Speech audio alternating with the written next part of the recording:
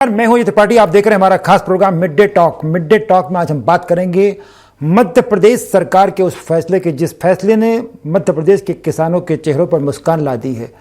मोहन यादव की सरकार ने वो फैसला लिया है जिसका बहुत दिन से इंतजार किया रहा था। भावांतर योजना लागू कर दी गई है और भावांतर योजना में पूरा स्लैब तय कर दिया गया है और रोज उसका स्लैब बदल रहा है और मध्य प्रदेश के उन किसानों को जो सोयाबीन लेकर के मंडियों में पहुंच रहे हैं उनका उचित भाव मिल रहा है और उनको 13 तारीख से सरकार भुगतान शुरू कर देगी। और स्वाभाविक रूप से ये एक बड़ी योजना है, एक ऐसा मुद्दा है जिस पर कि सरकार अपना फर्ज अदा कर रही है। उस फर्ज अदायगी ने मध्य प्रदेश के सोया उत्पादक किसानों के चेहरे पर मुस्कान ला दी है।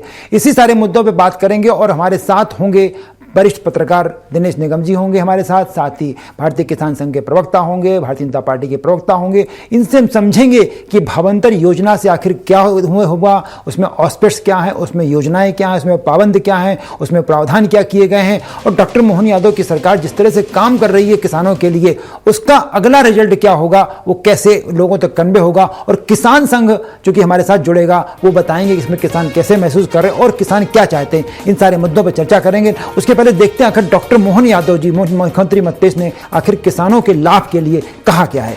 एक बार भावांतर सोयाबीन योजना के लिए आज मॉडल रेट डिक्लेयर हुआ है और मॉडल रेट के आधार पर जैसा कि हमने कहा था कि हम किसानों के साथ हैं, किसानों की बेहतरी के लिए काम कर रहे हैं। तो आपकी जानकारी के लिए बता दूं कि 4,000 और कुछ ऊपर रुपया आज मॉडल रेट का आया है। अर्थात अब हमारे किसानों को हम 1,300 रुपये कुंटल का अलग से हमारा उनका जो कमिटमेंट है वो एमएसपी की राशि का डिक्लेरेशन पैसा 13 तारीख के दिन एक बड़े भव्य कार्यक्रम में देने वाले हैं। तो ये 1,300 रुपये कुंटल का लाभ उनको हमारी उस एमएसपी पे देने के कमिटमेंट का उदाहरण है। हमारी सरकार सभी प्रकार की ऐसी जनहितैषी कल्याणकारी योजनाओं में धन की कोई कमी भी नहीं आने देगी और जिनका जो हक है उसको वो चीज़ दिला के मान रही है। आइए बदलते दौर में माननीय प्रधानमंत्री जी के नेतृत्व में सशक्त मध्य प्रदेश की ओर बढ़े, सशक्त भारत के नेतृत्व में सशक्त और समर्थ मध्य प्रदेश आगे बढ़े। मेरी अपनी ओर से बधाई। सशक्त मध्य प्रदेश, किसान बेस होता है, किसान मजबूती प्रदान करता है। किसी भी किसान को हम अन्नदाता बोलते हैं। अन्नदाता है तो सब कुछ है, अन्नदाता से ही सब सारा दुनिया चलती है और अन्नदाता ही उसकी रीढ़ होता है। और इसीलिए भारतीय जनता पार्टी की डॉक्टर मोहन यादव की सरकार किसानों पर केंद्रित कर रही है और प्रधानमंत्री जी भी लगातार उस मुद्दे पर चर्चा कर रहे हैं। एमएसपी की घोषणा कर दी गई है, भावांतर की घोषणा कर दी गई, मॉडल रेट अब भी तय किया गया है। 40,036 रुपये मॉडल रेट तय हुआ है।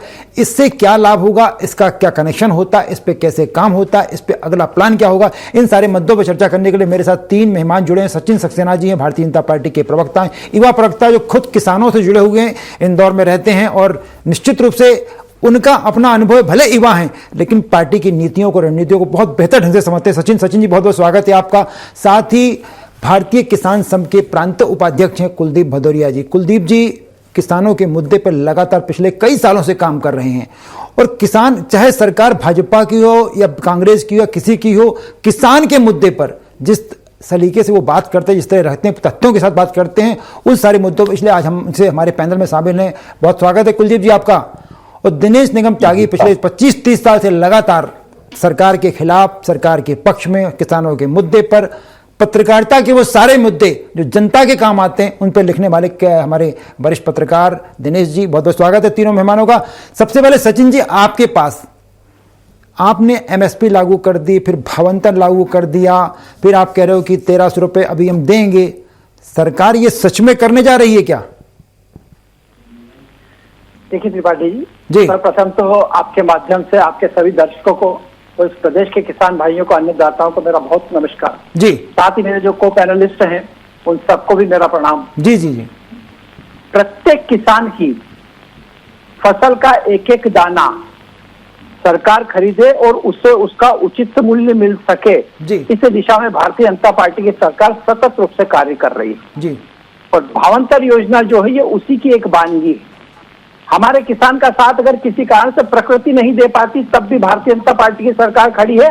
भारतीय जनता पार्टी की सरकार किसान के इस ऐसी जो विपत्ति है, ऐसी जो दुखी की घड़ी है उसके साथ में कंधे से कंधा मिला खड़ी है और आर्थिक रूप से संबल बन के उसका साथ देती है और किसी प्रकार से किसान को कोई हानि ना हो, किसी प्रकार से कोई नुकसान ना हो, ये सुनिश्चित भावांतर योजना के माध्यम से कर रही है।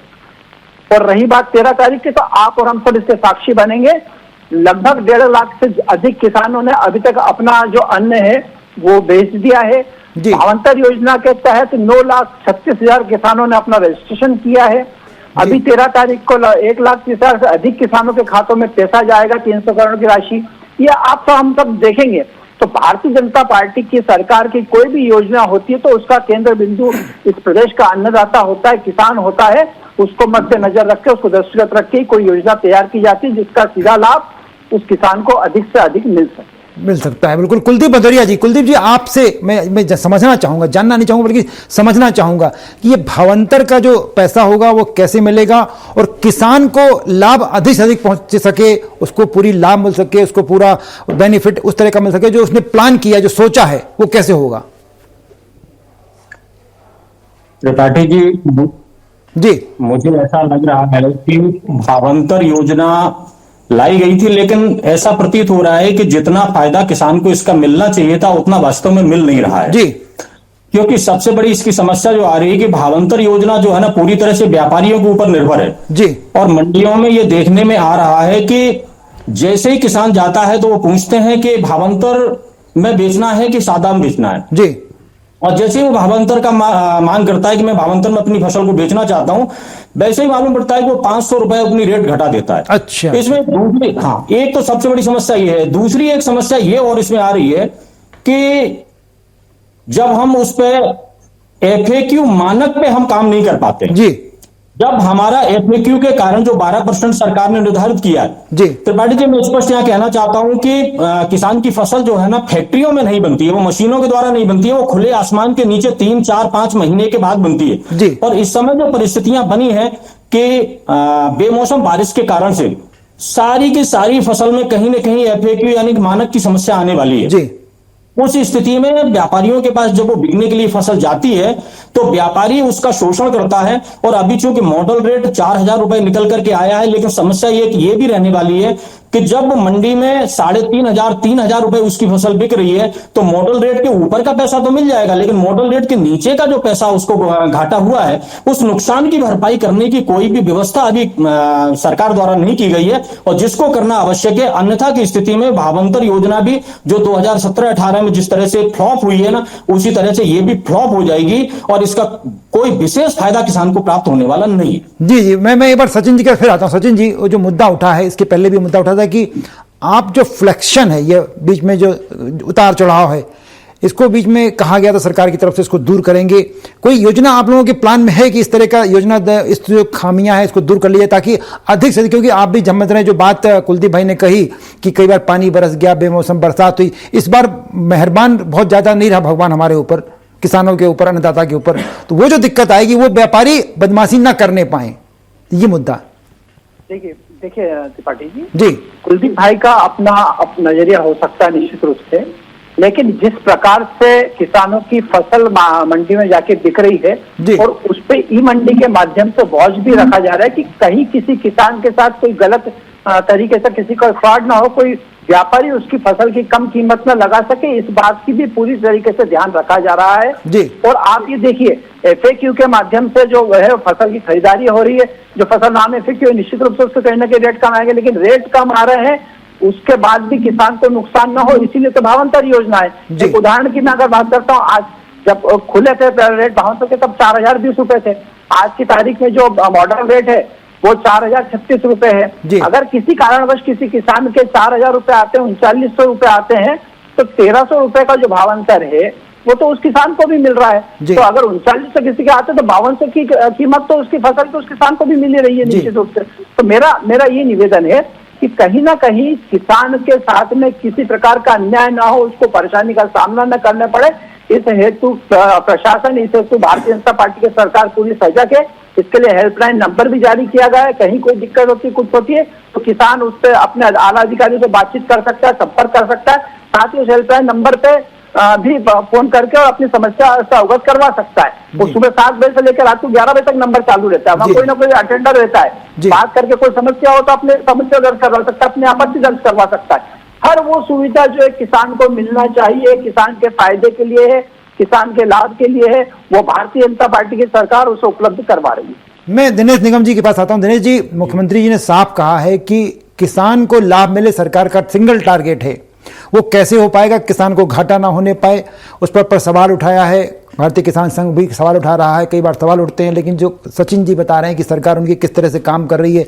डॉक्टर मोहन यादव जी ने आज कैबिनेट में भी वो मुद्दा उठाया और कहा कि किसान को एक एक दाना खरीदा जाएगा और उसको एक एक दाने का भरपूर पैसा मिलेगा।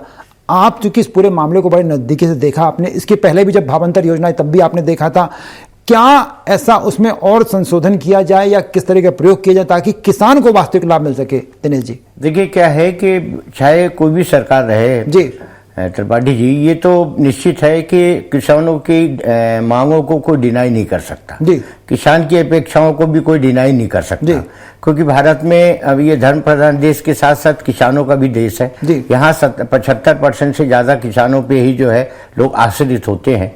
तो ये तो सही है कि उनकी मांगों को डिनाई नहीं किया जा सकता, पर जो अभी सीएम ने जो योजना बनाई है, भावांतर योजना के माध्यम से वो किसानों को जो लाभ देने का उन्होंने निर्णय लिया, इसमें सबसे बड़ी बात क्या है अजय भाई कि एक निगरानी समिति भी राज्य सरकार को बनानी पड़ेगी ताकि वो व्यापारियों पे एक निगरानी रख पाए। अक्सर होता क्या है कि इसका शोषण जो है, किसानों का शोषण व्यापारी लोग करते हैं, इसमें कोई दो राय नहीं। मंडी में जाने के बाद इन प्रकार उनको जो है उनका अभाव दे करके और उनको ओबलाइज करके और किसानों से वो उनका सोयाबीन या जो भी है वो खरीद लेते हैं। तो इसके लिए एक निगरानी समिति बने। हालांकि इसमें कोई दो राय नहीं कि मंडी समिति बनी है, मंडी में अधिकारी रहते हैं, उसके कर्मचारी रहते हैं, पर वो उतना नियंत्रण नहीं कर पाते, किसी कारणवश नहीं कर पाते। मैं इसका खुलासा नहीं करना चाहता, लेकिन जरूरी ये है कि जिस तरह से सीएम ने निर्णय लिया, अगर उसी तरह से वो किसानों से और एक अधिकारियों के बीच के एक निगरानी समिति बना दी जो उस पर नजर रखे कि मैंने भावांतर में किसानों के साथ शोषण नहीं हो पाए, नंबर एक। नंबर दो, उन्होंने जो 1300 रुपए की बात करी है, आपको याद होगा अजय जी, अभी इसी किसानों की डिमांड से संबंधित कोई ऐसी समस्या आई थी जिसमें माननीय मुख्यमंत्री जी का एक स्टेटमेंट आया था। उन्होंने भारत सरकार से अपेक्षा करी थी कि आप इसकी खरीदी कर लें। मध्य प्रदेश सरकार अभी सक्षम नहीं हो पा रही आर्थिक रूप से, अगर आपको याद होगा तो। एफसीआई के माध्यम से खरीदी की बात है ना, उन्होंने भेजा था। तो आखिर कोई तो कारण रहा होगा, कोई तो ऐसी परेशानी आ रही होगी जिसके कारण उन्होंने भारत सरकार के सहारा लेने का प्रयास किया। और उसका उद्देश्य देखिए, उसका भी उद्देश्य तो अंत में यह था कि उस अन्नदाता को वास्तविक लाभ मिल सके। बिल्कुल सही है, बिल्कुल सही है। तो हमारा कहना वही है, हमारा मतलब वही है कि अन्नदाता को लाभ मिले, अन्नदाता की अपेक्षाएं सरकार पूरी कर पाए। तो उसके लिए जरूरी है एक निगरानी समिति बनाए। और दूसरा, जो अभी योजना जो जिस तरह से घोषणा की गई, इसके इम्प्लीमेंट पे भी नजर रखी जाए कि वाकई सही रूप से सही गाइडेंस में ये चल भी रहा है कि नहीं चल रहा। अक्सर होता क्या है कि अभी आप देखिए, मुद्दे से हटके अगर आप इजाजत दें तो एक समस्या के बारे में बात करूं। अब किसान इस पर प्लीज, भावांतर किसानों से ही, किसानों की है, भावांतर पर बात कर रहे हैं, भावांतर का मुद्दा है। तो भावांतर, ये इसमें कोई दो राय नहीं कि मैं इस बात से बिल्कुल हार्दिक रूप से सहमत हूं और मैं चाहता हूं कि किसानों को जो योजना बनाई गई उसका भरपूर लाभ मिले। बस ये है कि उसके लिए एक निगरानी समिति जरूरी है ताकि वो निगरानी रख सकते कि इनका शोषण नहीं हो पाए। योजनाएं तो देखिए पहले भी बनती आई अजय भाई, योजनाएं मॉनिटरिंग ठीक से हो सके, कंट्रोल ठीक से हो, मॉनिटरिंग ठीक से हो, क्योंकि योजनाएं तो पहले भी बनती आई है, ऐसा नहीं, किसानों से संबंधित भी बनी है, अनेकों मामले में बनी है। पर होता क्या है कि जब वो इम्प्लीमेंट में आता है, इम्प्लीमेंट उसका करने की बात आती है, तो उसमें कहीं ना कहीं त्रुटियां हो जाती है, कहीं ना कहीं कोई परेशानी आ जाती है, जिसका नुकसान आफ्टर ऑल जो है वो। जैसा सचिन जी ने बताया कि इस बार कंट्रोलिंग पावर तेज कर दी गई, सुबह 7 है, मंत्री को, जो कृषि विभाग के मंत्री उनको तैनात किया गया है, मंडी के डायरेक्टर कमिश्नर्स को लगातार बात करने के लिए कहा गया है, वो लगातार मुख्यमंत्री। मैं कुलदीप भदौरिया जी समझना, कुलदीप भाई फिर एक बात आपसे कि भावांतर एक अलग मुद्दा हो गया, जो सामान्य बात समझ में आए किसान को कि एमएसपी अलग हो गया, किसान को अधिक से अधिक उसका पैसा लाभ मिल सके, और जो आप एफएक्यू की बात कर रहे थे, एफएक्यू ठीक से हो सके, ये मैसेज तो सरकार के पास भी होगा। इसका और क्या प्रावधान हो सकता है कि उसको कहीं दिक्कत ना आए? आपकी तरफ से कोई सुझाव? एक तो अभी हमारे पत्रकार महोदय ने एक बात कही कि निगरानी समिति होना चाहिए। मैं कहता हूँ एक निगरानी समिति नहीं होनी चाहिए, हर मंडी पे निगरानी समिति होना चाहिए, क्योंकि मंडी प्रशासन जो है ना उतना ठीक से काम नहीं कर पा रहा है। अब वो क्यों नहीं कार्य कर पा रहा है, या तो व्यापारियों से उनकी मिली भगत है या उनके ऊपर कोई ऐसा दबाव रहता है, तो इसकी वजह से समस्याएं ढेर सारी खड़ी हो रही हैं। लेकिन इसमें मैं निश्चित रूप से कहना चाहूंगा कि किसान प्रतिनिधियों को भी उसमें शामिल करना चाहिए, ताकि उस पर ठीक से निगरानी हो सके और उसमें पारदर्शिता बढ़ सकेगा। जी, एक निगरानी समिति बन जाएगा। दूसरा ये जो कि आप किसानों को जो वहां पे लेके पहुंच रहे हैं, आप लोगों ने कभी देखने की कोशिश की कि अगर प्रैक्टिकली क्या समस्या आ रही है? प्रैक्टिकली जो समस्या मैंने पहले बताई, सचिन जी ने भी, हमारी बीजेपी के मित्र हैं, उन्होंने उसका जवाब नहीं दिया कि जैसे ही व्यापारी से पूछता है किसान से कि भावांतर के तहत बेचना है या उससे अलग बेचना है, तो उसका जैसे ही वो कहता है कि मुझे भावांतर के तहत बेचना है, तो तुरंत उसका रेट 500 रुपए कम हो जाता है। अच्छा। मैं त्रिपाठी जी, जो समस्या मूल है वो इस पे, अगर उसकी 4000 बिकी है जी, तो कोई दिक्कत वाली बात नहीं, भावांतर से उसकी पूर्ति हो जाएगी। लेकिन अगर वो 3500 बिकी है, 3000 बिकी है, उस स्थिति में उसका जो भरपाई की बात है, हम उसकी बात कर रहे हैं कि अगर उसकी भरपाई कैसे होगी, वो तो बेचारा 500 रुपए या 1000 रुपए के घाटे में गया किसान, तो उसकी भरपाई की कोई व्यवस्था अभी तक नहीं है। जबकि सही बात यह है ना कि एफएक्यू के अंतर्गत ये समस्याएं आ रही हैं और एफएक्यू में इस समय ढील देने की आवश्यकता है, क्योंकि बारिश बेमौसम हुई है, किसानों का नुकसान उससे हुआ है, जितना उत्पादन उनको मिलना चाहिए था किसान को उतना उत्पादन नहीं प्राप्त हुआ है। ये सारी समस्याएं हैं। अभी मैं पढ़ रहा था कि सोयाबीन की स्थिति यह है ना कि जहां 10 कुंटल सोयाबीन पैदा होना चाहिए थे, वहां मात्र 2 या 3 कुंटल पैदा हुई है। तो एक तो उत्पादन घटा है, एफएक्यू के कारण जो है ना, मानक इतने कड़े होने के कारण से उसको ठीक से रेट नहीं मंडी में मिल पा रहा है, तो उसकी तरफ तो दो तरफा मार पड़ रही है। प्रकृति ने भी उसको मारा है और प्लस सरकार की तरफ से भी उसकी भरपाई की कोई व्यवस्था नहीं की गई है। मैं ये चाहता हूं कि ये भरपाई की व्यवस्था हो जाए, तो किसान जो उत्पादन कम हुआ है वो झेल करके कुछ उसको राहत महसूस होगी। जी, मैं सचिन जी, आप बिल्कुल सुन रहे हैं और हम लोगों ने भी देखा है कि मुख्यमंत्री जी ने और कृषि मंत्री जो कंसाना जी, उनको भी मैं देख रहा था, सुन रहा था, बात कर रहा था उनसे मैं, उन्होंने कहा कि वो सारी व्यवस्थाएं जो किसान को लाभ पहुंचा सकती हैं, जिसमें किसान खुश रहेगा, वो अपना सामान लेकर के, अपना गल्ला लेकर के अगर मंडी में आ रहा है और बेच रहा है तो वो खुश होकर जाए, वो सारे इंतजामात किए जाएंगे। क्या इन इंतजामात में जो मुख्यमंत्री जी ने कहा है, कृषि मंत्री जी कह रहे हैं या कृषि विभाग के तमाम आला अधिकारी कह रहे हैं, ऐसी व्यवस्थाएं सचिन जी, पार्टी भी इस पर दबाव बनाए रखेगी कि किसानों को लाभ होता रहे? ये सारी व्यवस्थाएं निचले स्तर पर जो एग्जीक्यूशन जहां हो रहा है, जो सरकार ने कहा है वैसा एग्जीक्यूशन होने पाए, इसका कोई सिस्टम आप लोग चले गए वहां पे? देखिए, निश्चित रूप से पाटिल जी, भारतीय जनता पार्टी का प्रत्येक कार्यकर्ता जो किसान संघ से जुड़ा हुआ है, किसान मोर्चे से जुड़ा हुआ है, वो कहीं ना कहीं इसमें अपनी भूमिका सुनिश्चित कर रहा है। कहीं किसान को कोई समस्या आ रही तो स्थानीय रूप से जो वहाँ पे भारतीय जनता पार्टी का किसान मोर्चा का नेता है, वो उनसे संपर्क करते हैं, अधिकारी संपर्क करते हैं, बात करते हैं। जनप्रतिनिधि अपने स्तर पर लगे हुए हैं, मंडी की समितियां अपनी बनी हुई हैं। आप देखिए, आज की तारीख में 283 मंडियां ऐसी हैं जहाँ पे की खरीदारी हो रही है, जिसमें 200 मुख्य मंडी और 80 उप मंडियां हैं। अब फसलें खरीदारी जो हो रही है, वो जो निश्चित रूप से कुलदीप भाई की जो एक चिंता है वो वाजिब है कि खरीदारी जो हो रही है वो एफएक्यू के माध्यम से हो रही है या नॉन एफएक्यू के माध्यम से हो रही है। अभी आप देखिए, जैसी फसल किसान की आ रही है उसको उस हिसाब से भाव मिल रहे हैं, लेकिन व्यापारी उसका शोषण न कर सके, किसी प्रकार से उसके साथ में गलत उसके भाव न लगा सके, इसीलिए तो हेल्पलाइन नंबर दिया गया है, इसीलिए तो सारी व्यवस्थाएं तैयार की गई हैं। कहीं से भी अगर कोई ऐसी समस्या आती है तो किसान बातचीत कर सकता है। अब मैं आपको ताजा उदाहरण देता हूँ, अभी 2 दिन पहले की, शायद कुलदीप भाई के भी संज्ञान में होगा कि 2 दिन पहले आलोट मंडी में 6800 रुपए के भाव में सोयाबीन बिका, क्योंकि उसका दाना उस प्रकार का था, उसका अनाज उस प्रकार का था जो उसको 6800 रुपए का उसका भाव मिला। तो जैसा फसल आ रही है तो निश्चित रूप से उस प्रकार का उसको भाव मिल रहा है, और भाव मिलने के बाद भी उसको कहीं घाटा ना हो, कहीं नुकसान का उसको सामना न करना पड़े किसान को। देखिए, अन्नदाता बहुत मुश्किल से फसल लगाता है, वो इंतजार करता है 3 महीने 4 महीने, उसके बाद उस फसल का पारितोषिक उसको मिलने के लिए आता है। और ऐसे में अगर इस प्रकार से कहीं ना कहीं कोई प्राकृतिक आपदा आ जाती है, निश्चित रूप से वो टूटता है, तो वो टूटे ना, उसका नुकसान ना हो, वो मोरल उसका बना रहा है। इसीलिए भारतीय जनता पार्टी की सरकार ने भावांतर योजना लागू करी है। उस माध्यम से उसको सशक्त बनाने के लिए, आर्थिक रूप से उसका नुकसान ना हो, इसकी चिंता करने के लिए संबल बनकर उसके साथ खड़ी भी नजर आ रही है। वही बात है कि चूंकि वो दैवी मार पहले ही झेल चुका है, अब दैवी मार झेलने के बाद वो सरकार के तंत्र की मार, क्योंकि सरकार तो पूरी तरह मेहरबान है अन्नदाता के साथ, अन्नदाता के साथ कंधे से कंधा मिला के खड़ी है। लगातार मुख्यमंत्री जी भी कह रहे हैं, कृषि मंत्री जी भी कह रहे हैं। और लेकिन वो जो बात कुल मिलाकर के जो जिस्ट निकल के आ रहा है कि सरकार का जो तंत्र है, जिसमें मंडी बोर्ड के कर्मचारी होते हैं, मंडियों के नाकेदार होते हैं, पल्लेदार होते हैं, वो परेशान ना करें, उसको एफएक्यू के नाम पे परेशान ना किया जाए। इन सारे मुद्दों को चूंकि आप कह रहे हैं, जैसा आप उसको मानना पड़ेगा कि आप जो बता रहे हैं कि आपके कार्यकर्ता, आपके किसान मोर्चे के कार्यकर्ता लगातार अगर वो भी मॉनिटरिंग करते रहेंगे तो मेरे ख्याल से बहुत सारी समस्याएं अपने आप दूर हो जाएंगी। सचिन जी बिल्कुल निश्चित रूप से, और वो लोग कर रहे हैं।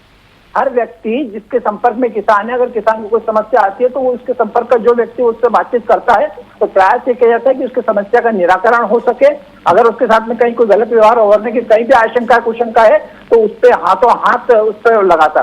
किसको फायदा हो रहा है किसको नहीं हो रहा है तो विषय बनता नहीं, किसान को नुकसान नहीं होना चाहिए, हमारा मूल ध्येय है और हम उस दिशा में कार्य कर रहे हैं।